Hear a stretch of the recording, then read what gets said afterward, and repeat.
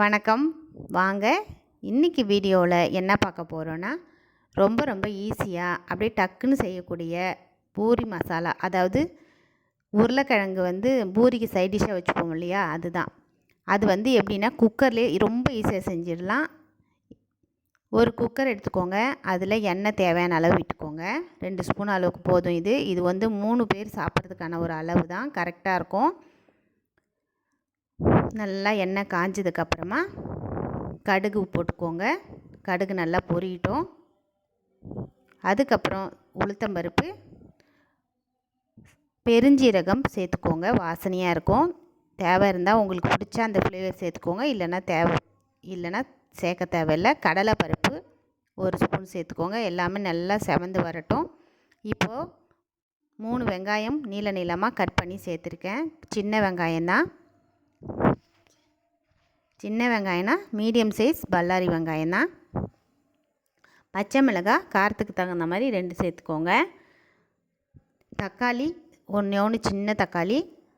அதுக்கப்புறம் இஞ்சி பூண்டு பேஸ்ட்டும் சேர்த்துக்கோங்க. கருவேப்பிலை சேர்த்துக்கோங்க. சேர்த்துட்டு நல்லா ஒரு கண்ணாடி பதம் வர வரைக்கும் போதும். இப்போ தோலை சீவிட்டு ஒரு 3 உருளைக்கிழங்க இந்த மாதிரி கட் பண்ணி சேர்த்துருக்கேன். கூடவே ஒரு கேரட்டும் சேர்த்துருக்கேன். உங்களுக்கு தேவை இருந்தால் கேரட் சேர்த்துக்கோங்க, இல்லைன்னா விட்டுடலாம். தண்ணி உருளைக்கிழங்கு முழுகிற அளவுக்கு இருந்தால் போதும். இப்போ மஞ்சள் பொடி சேர்த்துக்கோங்க. மஞ்சள் பொடி சேர்த்துட்டு கொஞ்சமாக நமக்கு தேவையான அளவு உப்பையும் சேர்த்துக்கோங்க. இப்போ எனக்கு மஞ்சள் பொடி கொஞ்சம் பத்தலை, அதனால் நான் எக்ஸ்ட்ரா கொஞ்சம் சேர்த்துருக்கேன். இப்போது குக்கரை நல்லா மூடிடுங்க. மூடிட்டு கரெக்டாக 3 விசில் விடுங்க. சூப்பராக வெந்து வந்துடும்.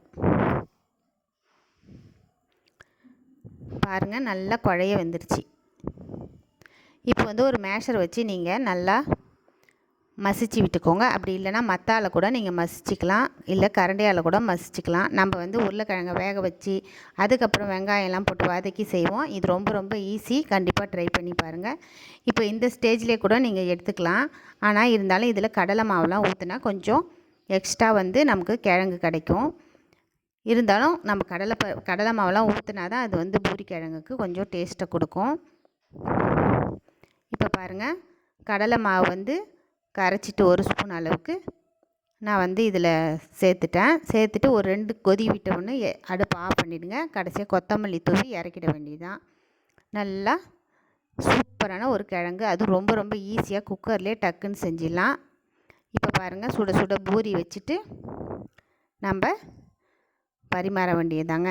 சூப்பராக இருக்கும். ட்ரை பண்ணி பாருங்கள். ட்ரை பண்ணி பார்த்துட்டு எப்படி இருக்குதுன்னு சொல்லுங்கள். இந்த வீடியோ பிடிச்சிருந்துன்னா லைக் பண்ணுங்கள், ஷேர் பண்ணுங்கள், கமெண்ட் பண்ணுங்கள், சப்ஸ்கிரைப் பண்ணுங்கள். நன்றி. இன்னொரு வீடியோவில் பார்க்கலாம்.